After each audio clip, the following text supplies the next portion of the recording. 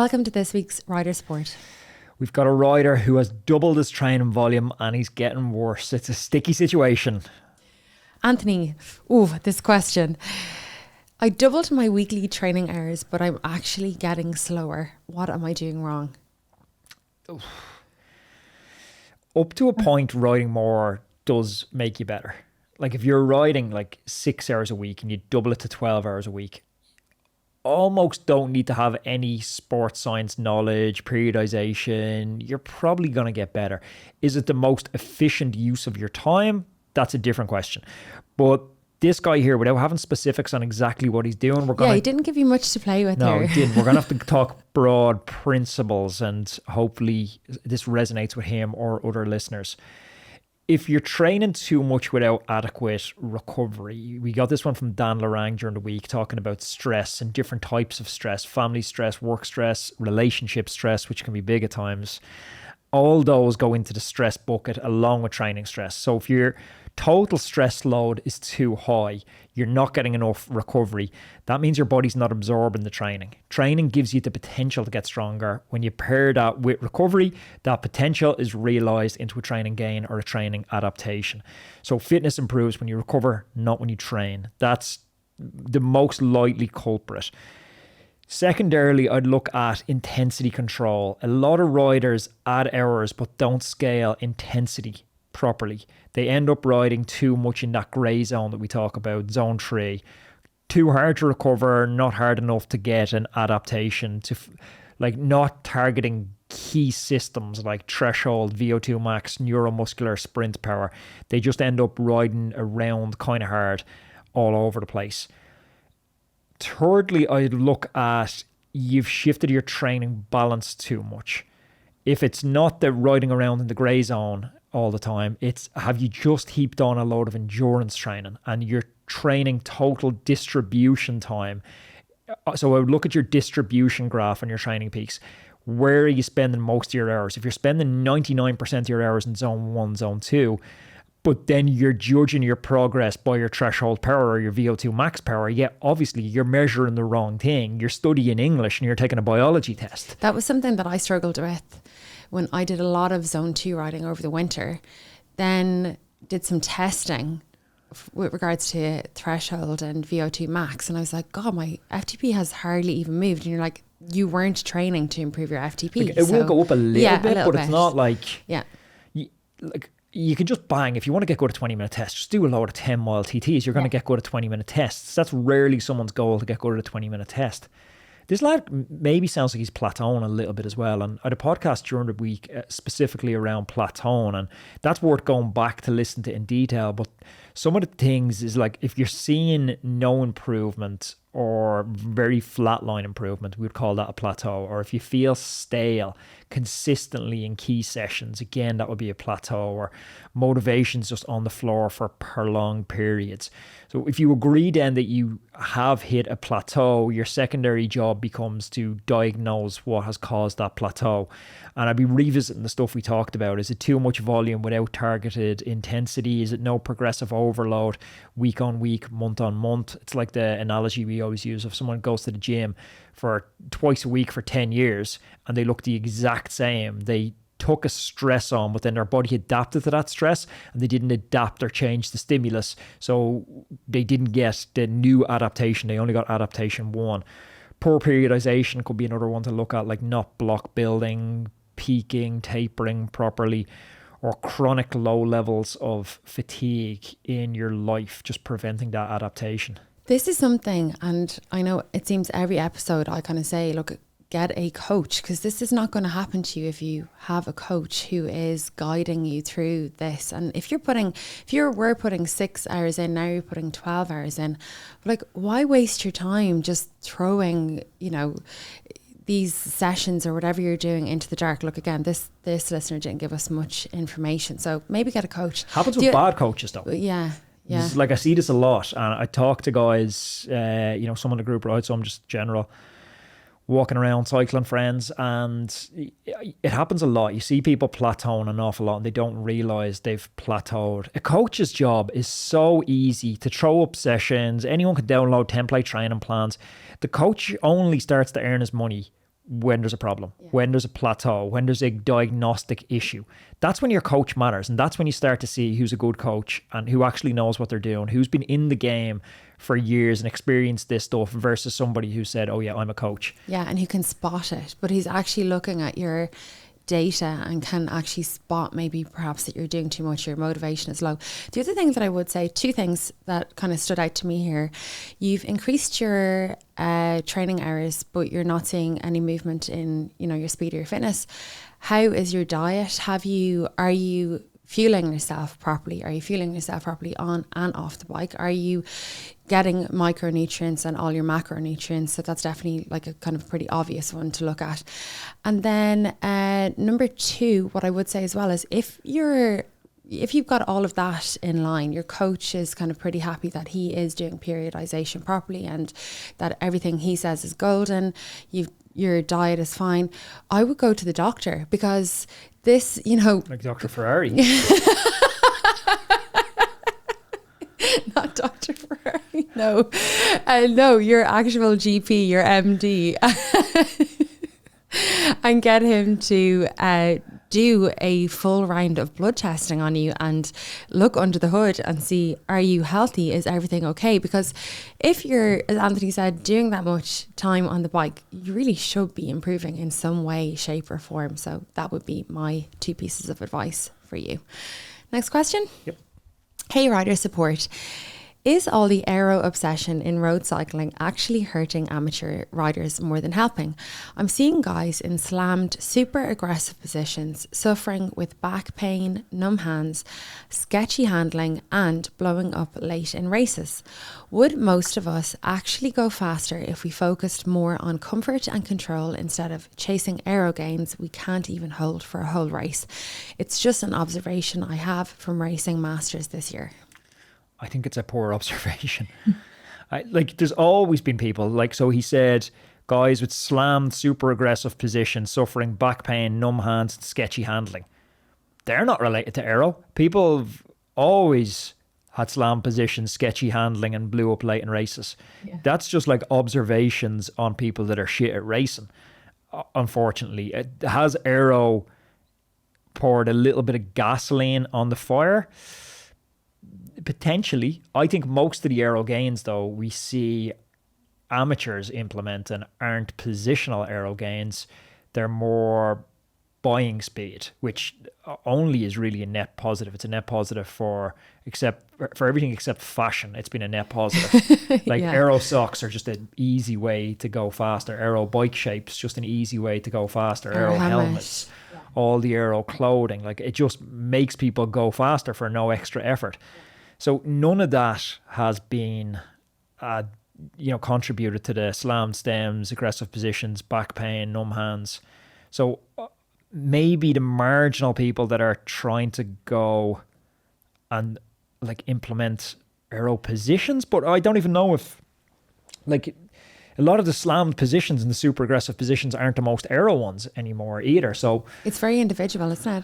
I'm kind of imagining this listener at his local crit and he's got a position kind of like he's on a high Nelly and he's kind of hating on everyone who is trying to get down a bit lower, be a bit more aero, look a bit cooler on the bike, and just being like, I don't like these young people, looking kind of cool on the bike. I think slam, stem, all of that kind of stuff just looks kind of cool. It's really whatever your comfort in is probably going to be one of the fastest. But some of the good Dr. Andrew Pruitt, sorry, I had to search into the locker to pull that name out. Dr. Andrew Pruitt invented the Retool Bike Fit. I interviewed him on the podcast probably 12 months ago.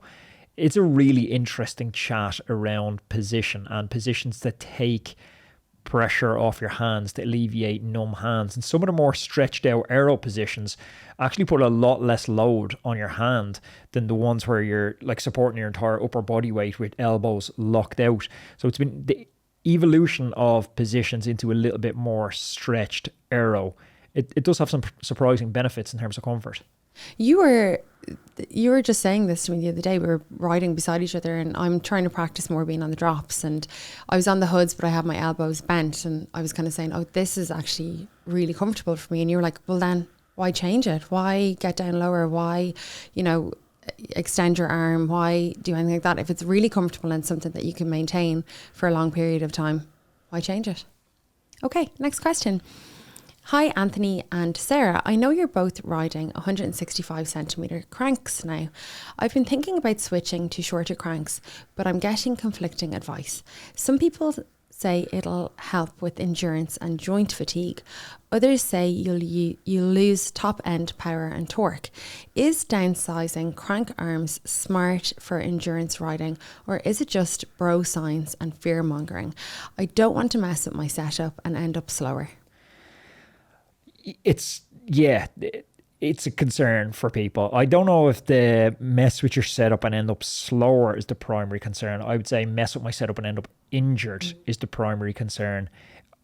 A big consideration for me is just like knowing your body. I've been very resilient through the years historically to changes in setup. I can jump from a training bike to a race bike to a track bike to a mountain bike to a gravel bike to a CX bike. All different positions, all different reaches, all different saddle heights. You try to be as close as you can, but they're all off fractionally. And it never seemed to cause me an issue at all. So when I seen the research, and specifically when I chatted to Phil Burt from Ineos, the physio, around the benefits of a shorter crank, there didn't really seem much downside for me. I was riding 170 cranks on the track on the gravel bike already. So going to 165 wasn't a huge change. It's the same change between my road to gravel bike as it is my gravel bike to my new road bike position. So it wasn't a huge one for me. I think he's overstating maybe some of the downsides and probably not giving enough consideration to injury. I think that'd be the main one I would look at. Like if you're comfortable on your bike already, maybe why change? It's back to the old one that unless you're looking for a marginal gain, like why change? But the considerations that he's mentioned, like the change relating to torque leverage, like there's a shorter crank arm, but in the real world, it's actually pretty irrelevant because you can change your gears. So that kind of offsets that torque requirement when you can shift it up and down the block. Your muscles simply they adapt extremely fast, and you can shift into a slightly easier gear or a slightly harder gear as need be. And then every study I've looked at on crank length, it seems there's a minimum difference in max power on a shorter crank versus a longer crank. The big wins seem to be better comfort at higher power outputs because you're opening the hip flexor angle, opening up your diaphragm in a more closed off, aggressive Aero type position to make breathing a little bit easier. And then some people are reporting less fatigue on longer rides because it's loading the joints less. They're the kind of big wins to summarize the conversation with Phil Burt. But my main concern, as I said, is that injury. So I think it's kind of a caveat to get back into the bike fitter once you change if you do change to shorter cranks. So, and don't just kind of eyeball it and make sure you're not getting long-term injured from it. Hey everybody, let's take a quick break to talk about the bike I'll be riding this season, Reap.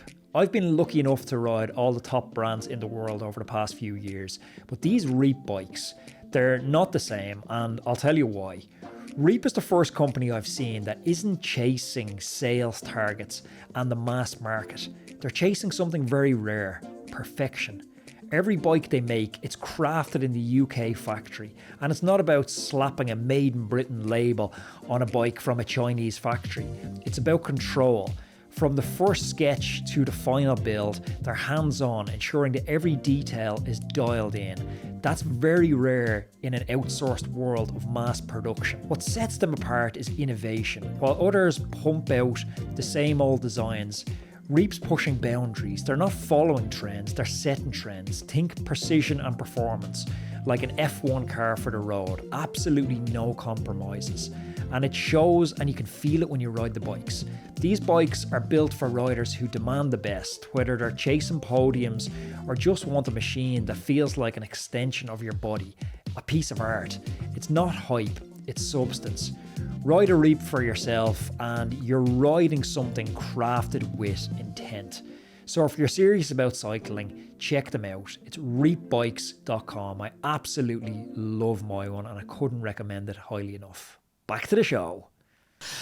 Okay, next question. Hey, Anthony, we're putting a team into a national stage race in a month.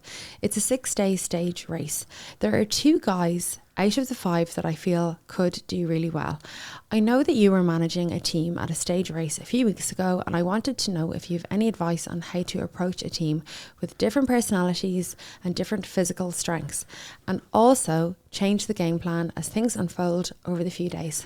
Well, I actually wasn't managing it. One of the lads, Connor Griffin, was he's the budding DS, and he was brilliant. Really amazing watching someone step into that role who's quite a bit younger than even some of the staff and some of the riders, and he really took to that super well. So I can see him having a little bit of a future in that director role. I was helping out. It was my first time on the other side of the barrier, so it was a little bit strange.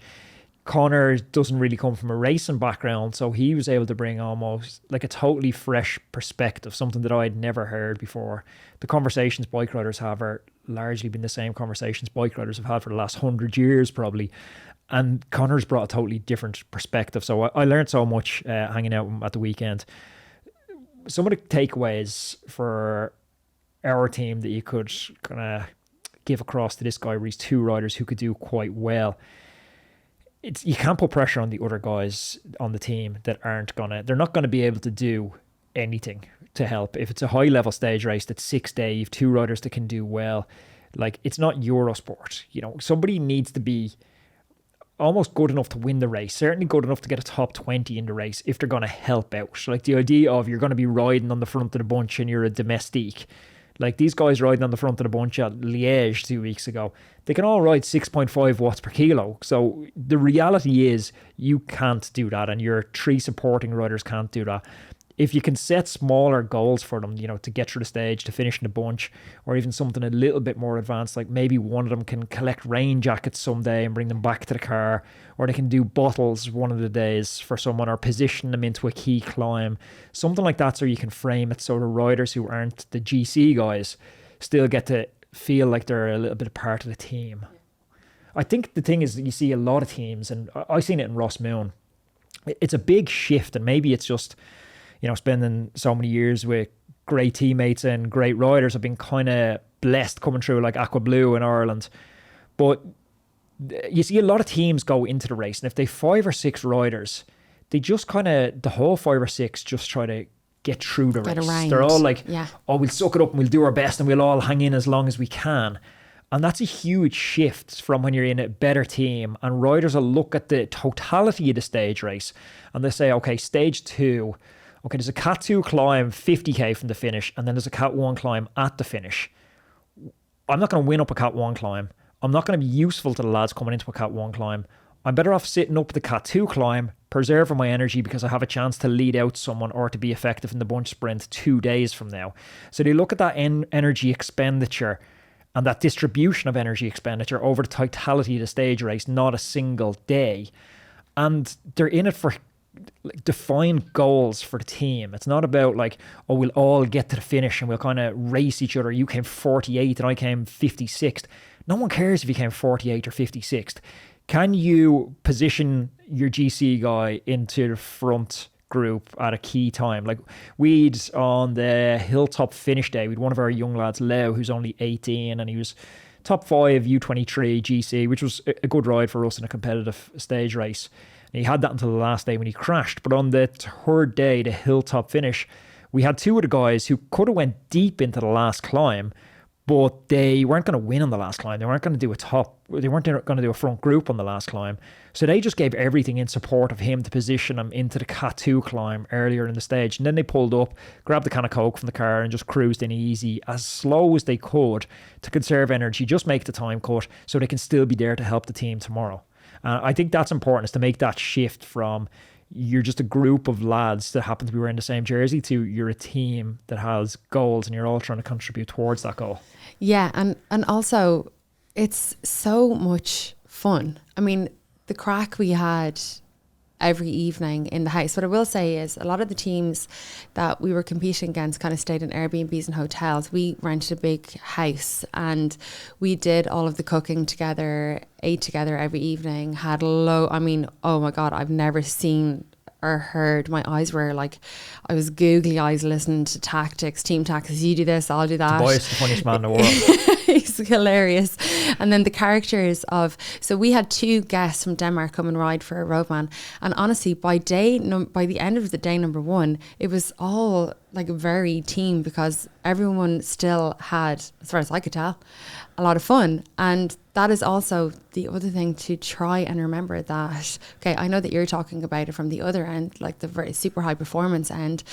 Your teams in Aquablue, Dan Morrissey, had fun because you guys were organized, you knew what you were doing. So it's, but I think that's the like key point. It's the having fun. But when you get into that internal competition where it's like all 5 guys just like full gas all day, there ends up being this like competitive relationship between all the riders, or all trying to like, oh, I can get ahead of my teammate on GC. It's like, that's not how cycling works. Like, the atmosphere is so much better when you have somebody that feels like they executed their job in support of their teammate that day. Their teammate, even if he doesn't pull off the win, he's so thankful of that, and it just forms a much nicer bond within the team. Yeah, it was an amazing week at Ross Moon for Roadman. So well done to all those guys, and listener, best of luck in your stage race. Roadman, whether you're a weekend warrior or a World Tour rider, the right tools can make all the difference. Enter 4i's Precision 3 Plus Powermeter, the latest innovation from 4i, designed to help you reach peak performance. The Precision 3 Plus Powermeter is a compact yet powerful unit. It weighs just 9 grams and it's packed with features that set it apart, including integration with Apple's Find My network, giving you the peace of mind by letting you track your power meter wherever it is. Plus, you've got up to 800 hours of battery life. We all know that accuracy is key, and 4i's delivers a groundbreaking plus or minus 1% accuracy thanks to their unique 3D strain gauge technology. For those seeking even more data, the Precision 3 Plus Pro Power Meter offers dual-sided power meter metrics, giving you detailed insights into pedaling efficiency, torque effectiveness, and left-right balance. 4i's offers versatile product options to suit your needs. Choose from ride-ready power meters with pre-installed units on Shimano cranks, or up for factory-installed power meter, where you send in your crankset for a custom installation. Ready to elevate your cycling game? Trust 4i's Precision 3 Plus Power Meter. Precision, performance, and peace of mind all in one. Learn more by visiting 4iiii.com. That's 4iiii.com. I'm going to put that in the description down below. Next question. Anthony, do you believe in bad luck as a bike rider? I've had a series of crashes, broken a few bones over the last few months. They were kind of silly falls in races and one out training. I feel like I'm the butt of all the jokes in the club now, and it's almost become a vicious cycle as my confidence is knocked, plus the constant stick from my club mates and focusing on not crashing is actually making me even more jittery. And that's from Hugh. Yeah, there's bad luck for sure in cycling. There's definitely a degree of randomness.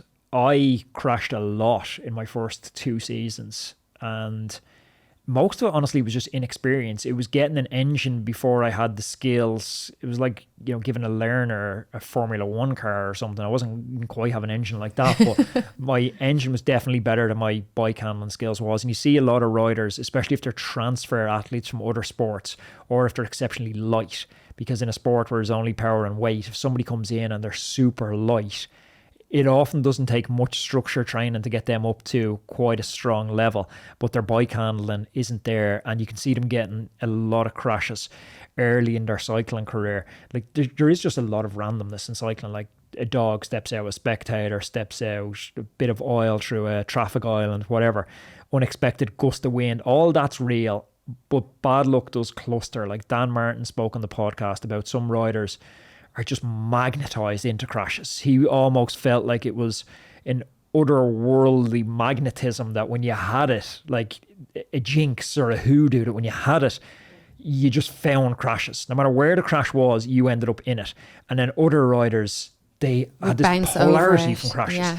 Peter Sagan would go through these crashes and you're like, he's 100% down, and he just emerged the other side. But isn't that, okay, so again, going back to like what we were just previously talking about, that stage race we were at, we I was talking to some riders at the end of a particular stage race where there was a lot of crashes, and they were all saying you could feel that there was a crash coming. Yeah, you know what I mean? There's And a sense of that, yeah. that takes a bit of experience as well, doesn't it? And kind of a little bit. Most people can't feel that though in the bunch. But you can. Most people can. Most people can. Yeah. Okay. It's the staying out of crashes that's very elusive. No one really knows. Obviously, everyone's like, "Oh, you should be at the front." Yeah, that's obvious. You Everyone wants statistically to be at the reduce front. your chances of being in the crash if you have very few people in front of you. But whatever it is, it's definitely come in kind of waves. From like I had a crash or didn't have a crash in Visit Nina a good few years back. Damien Shaw was the Irish national champion. Me and him came around the corner. I think we were going for sprinting for second and third. I was in his wheel. It was like a 90-degree right-hander and then 250 metres to the finish. So you came through the corner and you basically started your sprint straight away as soon as you came through the corner. I was on his wheel. I was waiting to open up because it was a headwind. I was like, I'm going to go from like 150. I looked up and there was a motorbike marshal had stalled in the middle of the road. Damo didn't see the motorbike marshal had stalled and he sprinted straight into the back of the motorbike marshal. Busted his collarbone. I hit the back of him, went sideways. The group that was chasing us from behind crashed into me, hit my front wheel, straightened me out, and I hung on and got like fourth or fifth or something. Wow. But that's like one of those freak things that when your luck is in, the world seems to conspire to keep you up. But when your luck is out, you can be cruising along. Like I had a crash one of my first times with an Irish team on the track, just on a warm down lap after like a 3 kilometre pursuit, and on the Côte d'Azur, the little blue bit down the bottom, I just went down, bust myself up, stitches everywhere. It's just so embarrassing. Everyone seems to be looking just at that point. I think as well, okay, 2 things for me. One is, I think, so keep your head on a swivel. That's what I always say about to newbies. I don't know how experienced this person is, but they do say that they're racing. So that to me means that they're not like brand new to the sport. But I always say to anybody who comes out on the ride is, keep your glucose levels high and don't switch off ever, because there's a lot of things that can happen, potholes, and as you said, oil. There's other people also doing kind of stuff that's probably not the safest. So don't switch off and go into daydream land about what you're going to eat when you get home. When you're on your bike, stay tuned in.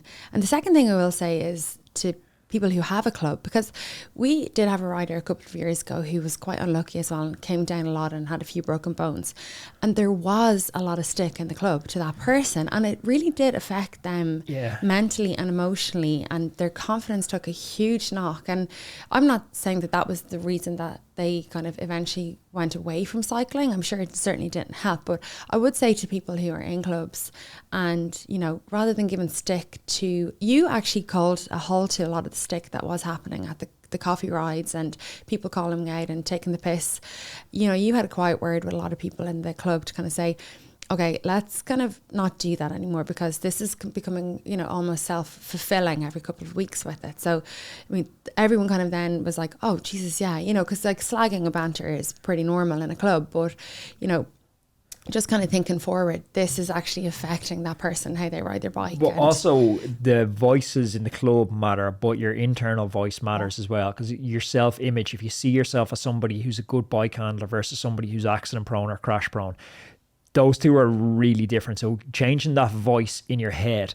Now, there's no point in standing in front of a mirror and saying, I am rich, I am rich, I am rich. Like, that's not going to change your reality. Your identity is only going to change by good choices on the bike, by validation that you are a good bike handler. So I would say it's getting out in like a graded adaptation sense, and the stuff that you're struggling with, corners, technical descents, practicing them and just getting better and better. That self-identity will change through repetition and good experience. Yeah, I think almost as well, like, yeah, drop the ego, try and have a growth mindset. If somebody is saying to you as a rider, you know, oh, your cornering could be a little bit better, don't take your hands off the handlebars as much, or I'm sorry, you don't have the skills to take your jacket off in the middle of a group. Take all of that on board and, you know, try and grow as a cyclist and in move that to way. the back when you're taking your jacket off, so at least you don't take everyone out.